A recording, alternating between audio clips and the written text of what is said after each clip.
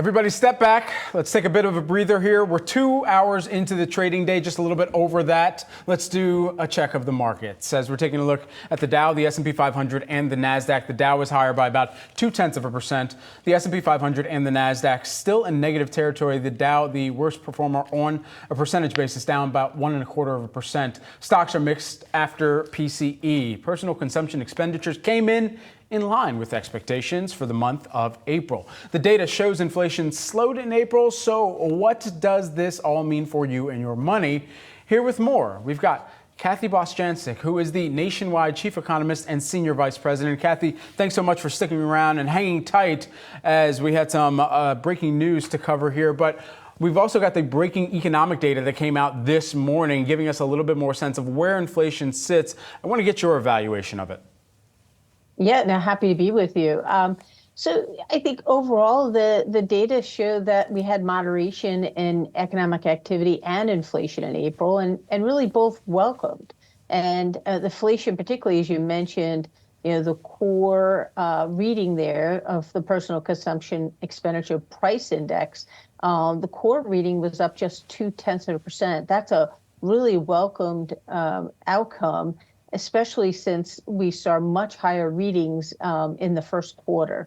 So, it's not enough to maybe give the Fed confidence at this point. Yes, we're going to be able to cut rates later this year, but it's certainly welcome news to see a little bit of relief there. And on the consumer spending and income front, when you adjust for inflation, both were negative. So some moderation. It doesn't mean the economy's tanking, far from it. But it does show some moderation, which again, in the big picture, this is good news because the Federal Reserve wants slightly slower economic activity for inflation to trend lower, going forward. Where do you believe that core PCE inflation needs to fall to in order for the FOMC to feel comfortable with cutting rates? Yeah, great question. So I was looking ahead of the data, what was the Federal Reserve assuming, like the fourth quarter year-on-year reading would be, of the year. So ending the year, they thought, well, we'd be at 2.4%.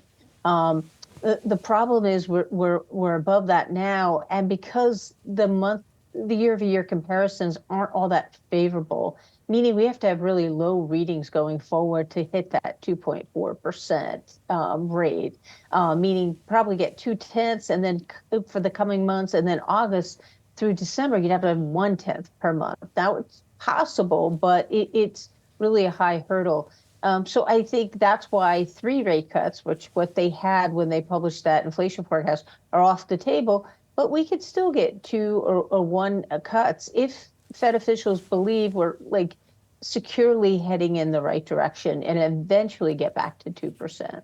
Kathy Bostjancic, who is the nationwide chief economist and senior vice president. Kathy, thank you so much for helping us break down some of this morning's data and a read on the economy. Appreciate it.